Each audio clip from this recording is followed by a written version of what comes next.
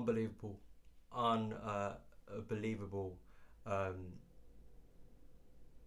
You know, I thought like Liverpool, Everton, what was it, Southampton, all the defeats we had this season, that was like the lowest point. But no, we've sunk even lower.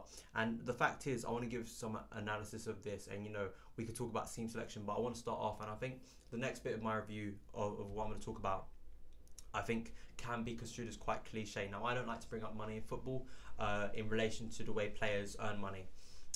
You know, you hear a lot of supporters when they're angry will slam players because of the amount of money they make, and I think the point becomes a little bit redundant after a while. I think it becomes cliched because that's the market. Football, every Premier League footballer earns a lot of money, so that's just the way it is. But those players who wore the blue of Chelsea today, who are privileged enough to play football as their profession, have been lucky enough to make something that they love, that we all love, and would love to have our profession and pay millions to do it, put in a performance like that.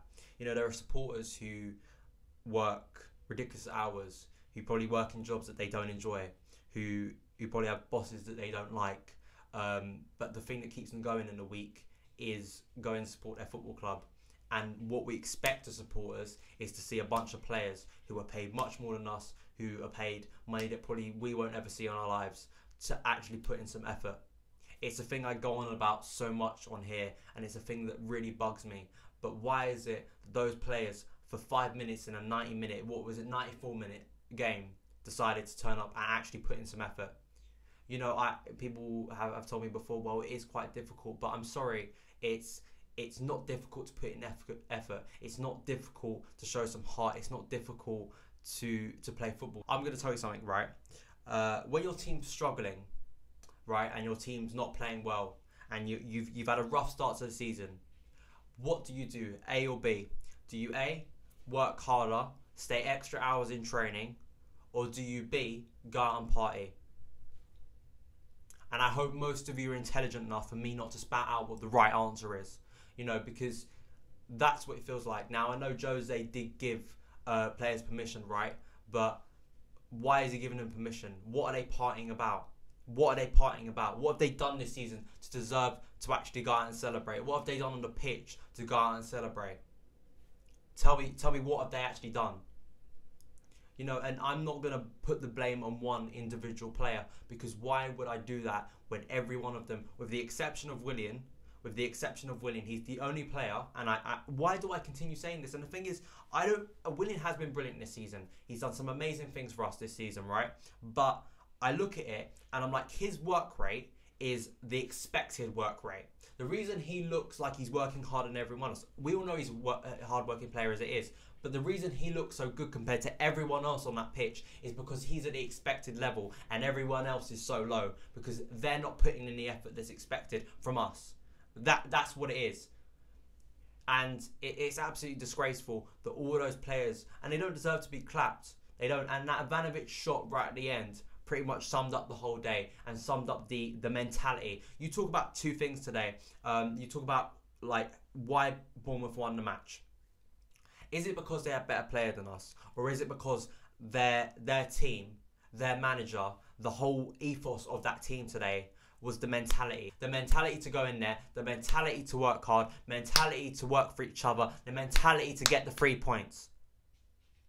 That was the mentality. The mentality of the Chelsea players was, well, it's Bournemouth, we can rock up, we're just going to have a nice, easy 3-0. Easy 3-0. You know, I'm kind of going on a rant. I don't like ranting, but that's what it feels like. And congrats to AFC Bournemouth.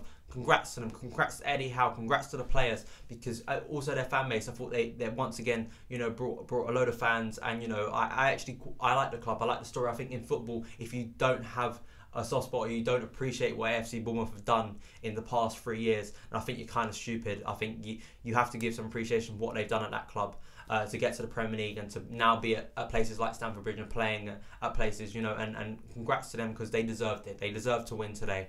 We didn't deserve to win. We didn't deserve anything. Those players didn't deserve a single thing from today.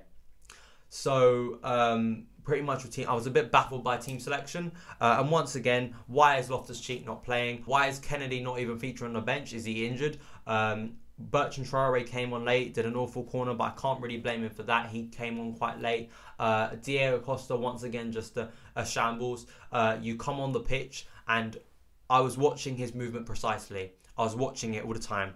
Why are you a winger? Why are you out on the left wing constantly? Because the thing is, when you move inside, the defenders, the Bournemouth defenders, this happened once where Diego actually decided to move inside because he's a striker where he's supposed to be. So when he came central, the Bournemouth defenders have to cover him. They have to track him. So that creates space on the left wing for players to run into, which then he can get into the box and we can create a chance. But he doesn't do that enough. Why is he suddenly a winger? Last season, for me, he was one of the best players in the world. He just was. He was one of the best strikers in the world. On his day, absolutely clinical. No defender could touch him with what he could do.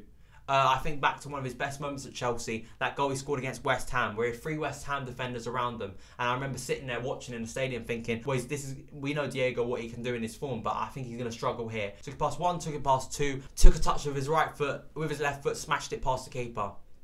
I haven't seen anything. The Diego Costa of this season is nothing compared to the Diego Costa of last season. And it's all through the team, the mentality. But those are my thoughts, guys. I think even as a football fan, you can appreciate when your team doesn't put in that effort. I think just as a football fan, because that's what we expect. And I think as fans, I think we can all appreciate that. And when your team doesn't put in the effort, required effort, it's the most heartbreaking thing. So that is it, guys. That has been my review of Chelsea 0, Bournemouth 1. I can't believe I'm even having to say that, but that's the way it is. I don't really know where we go from here. Got Leicester next week. I'm pretty much now going to every game for the rest of 2015. I'm going Leicester away next week. I'm going to Sunderland at home. Oh, sorry, Porto. I forgot about that. Porto. If we lose on Wednesday, our season's over, basically. Porto, Leicester, which should be fun, considering they're whipping teams like Swansea 3-0 at the moment. What is it? Then we got Sunderland, then we got Watford, then we've got United away. So it all should be fun, guys. And if there is, I don't know what to say anymore. I do not know what to say, but I've said that before, haven't I? So thank you guys for watching. If you don't know, guys, I announced this on 2 days ago on my channel. Up to Christmas, I'm going to be uploading every day on this channel. There is going to be an upload every single day on this channel, so make sure you subscribe to never miss an upload on Son of Chelsea. Thank you guys so much for watching. Leave your thoughts on everything I've said in the comments below. Follow me on Twitter @SonOfChelsea, and I'll see you again.